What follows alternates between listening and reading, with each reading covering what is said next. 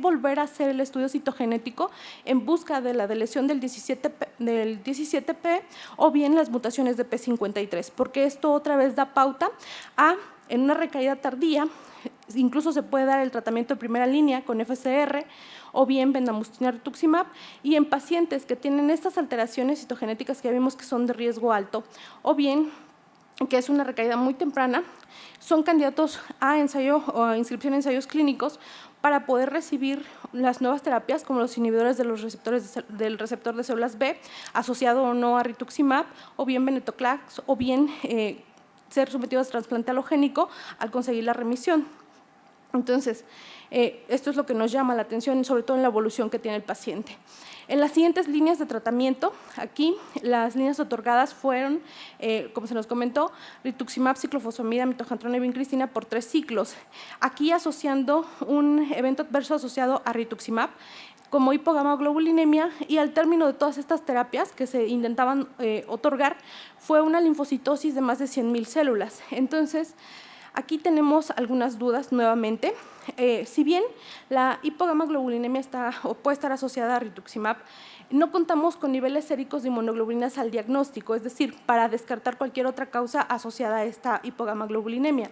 Sabemos que rituximab ocasiona la depresión de las células B hasta en el 70% de los pacientes, pero no todos estos pacientes van a desarrollar la hipogamaglobulinemia. De hecho, se considera que menos del 10%. Por otra parte, la historia de infecciones. Tenemos una historia de infecciones, si ustedes lo recuerdan en el caso clínico, pero comentado actualmente en el 2018. El paciente hasta este momento estaba anterior a esto, entonces es por eso que también nos llama la atención, o bien a lo mejor estamos desfasados en el tiempo.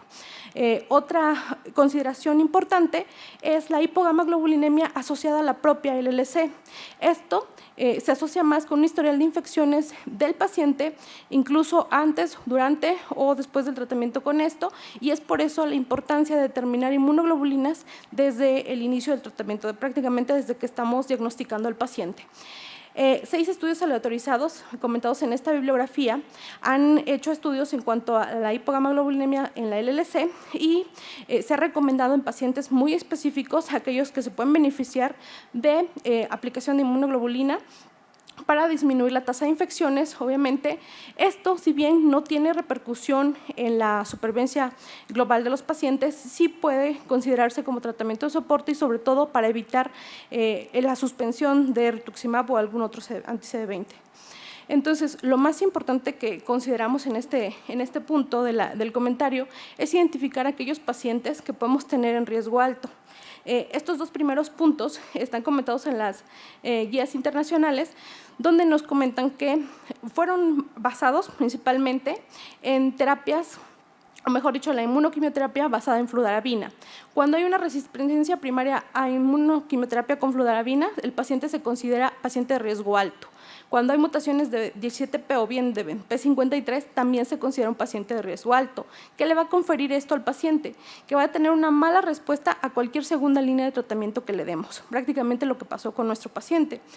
Es por eso que la recomendación es otorgar en estos pacientes de riesgo alto un tratamiento de primera línea con las nuevas moléculas, ya sea de primera instancia lo que estaba aprobado es ibrutinib, solo en asociación con quimioterapia, o bien idelalisib con rituximab en pacientes que no sean candidatos a ibrutinib, o bien venetoclax en pacientes que no sean candidatos también a ibrutinib.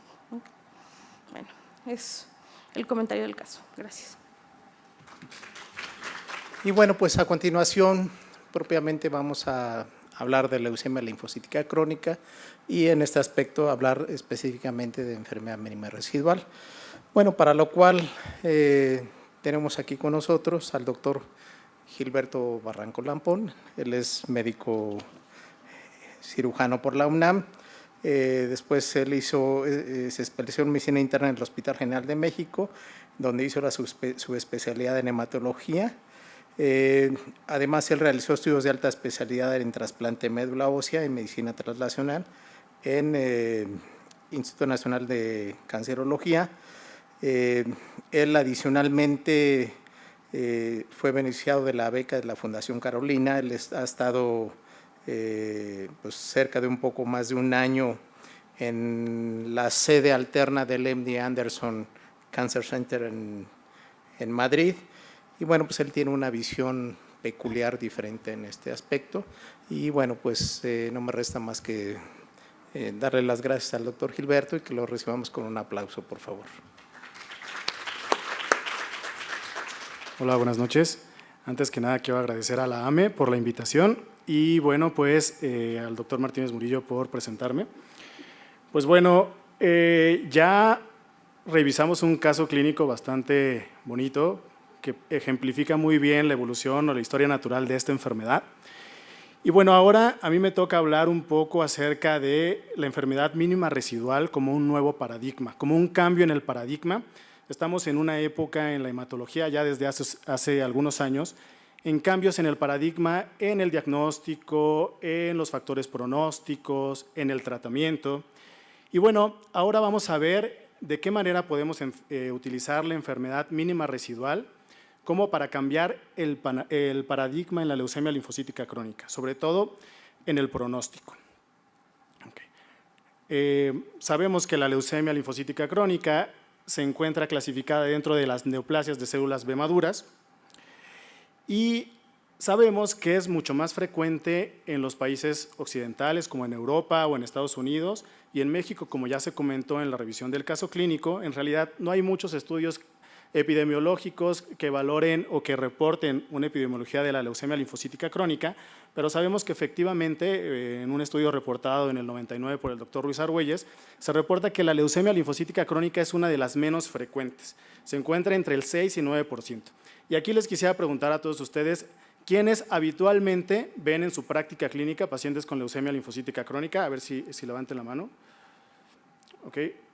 En realidad, pues más o menos como un 40%. ¿Y quiénes ven más pacientes con, por ejemplo, leucemia linfoblástica aguda?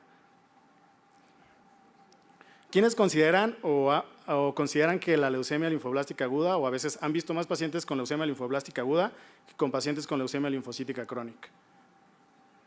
Pues, bueno, por lo menos, por ejemplo, en hospitales de concentración como en el Hospital General de México, en el que actualmente me encuentro trabajando, pues bueno, los pacientes con leucemia linfoblástica aguda son nuestro pan de cada día. Y los pacientes con leucemia linfocítica crónica normalmente no los vemos. Eso, por ejemplo, cuando se lo platicamos a alguien de Estados Unidos o a alguien de Europa, no nos lo cree para nada, ¿no? Pero bueno, en Latinoamérica o en otros países con características similares a nosotros, pues en realidad la epidemiología es bastante parecida. Lo malo es que no tenemos estudios epidemiológicos que lo sustenten, ¿ok? Pero bueno, sabemos que en México tal vez también tiene que ver que no tenemos una cultura de tamizaje como en otros países, y sabemos que en realidad esta enfermedad muchas veces se diagnostica como hallazgo en algún chequeo. Pero bueno, aquí en México es poco frecuente, y como ya se comentó también en el caso clínico, bueno, el ejemplo del caso clínico es un paciente masculino de edad avanzada. La mediana de edad de presentación, o la media de edad, perdón, de presentación de esta enfermedad es de 72 años. Es una enfermedad de pacientes de edad avanzada y de predominio del sexo masculino. ¿Okay? Bueno, es una neoplasia de células B, como ya se comentó, sobre todo pues, es una neoplasia de células B maduras que empiezan a adquirir eventos oncogénicos una vez que salen de la médula ósea. Sabemos, aquí podemos revisar un poquito acerca de la ontogenia del linfocito B. Sabemos que tiene diferentes estadios de maduración, empezando por una célula progenitora hematopoyética que después se compromete a un linaje linfoide y de este un linaje de célula B, y va evolucionando en función de cómo va a poder expresar el receptor de célula B en la superficie, y una vez que sale de la médula ósea y empieza a madurar, se va a transformar en una célula plasmática que es capaz de secretar esas inmunoglobulinas o diferenciarse en un linfocito B de memoria que es capaz de montar una respuesta inmune secundaria en un menor tiempo. ¿Okay? Esto sucede de manera normal. Y sabemos que dentro de la evolución o dentro de la ontogenia del linfocito B, el linfocito B puede irse por dos caminos para llegar a su estado final de diferenciación.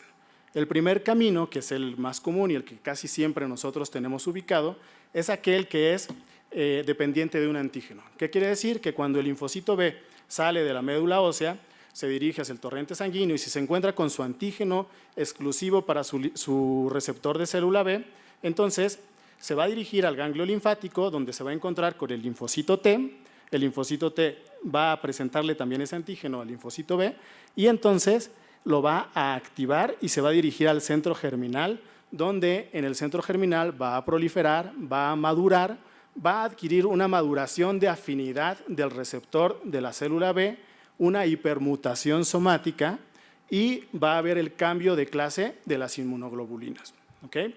Esa, y posteriormente ya se diferencia hacia célula plasmática o hacia el linfocito B de memoria. El otro camino es que ese linfocito B se encuentre con un antígeno que sea independiente del timo, que no requiera de la participación del linfocito B para montar una respuesta inmunológica. Y este tipo de linfocitos pues, son los que expresan el CD5. Este tipo de linfocitos pueden encontrarse, por ejemplo, en su camino con polisacáridos bacterianos. Y entonces son capaces de diferenciarse en una célula plasmática de vida corta, pero no producen células plasmáticas de vida larga y no producen linfocitos B de memoria. ¿Okay? Solamente van a estar en determinados compartimentos del cuerpo produciendo anticuerpos, como por ejemplo en la zona marginal o en el tejido linfoide asociado a mucosas. Esa es la contraparte normal, pero como en todo, nosotros sabemos, y muy bien lo hemos leído en el libro de la clasificación de las neoplasias hematológicas, todo desarrollo normal de las células hematopoyéticas tiene su contraparte neoplásica. Entonces, ya por algunos estudios se sabe que la célula progenitora hematopoyética, al diferenciarse hacia el linaje B, puede adquirir algunos eventos oncogénicos que ya predispongan a esa célula en un futuro a transformarse en una célula maligna. Y dependiendo de la vía que elijan para responder a un antígeno, si es timo independiente o timo dependiente, es principalmente si vamos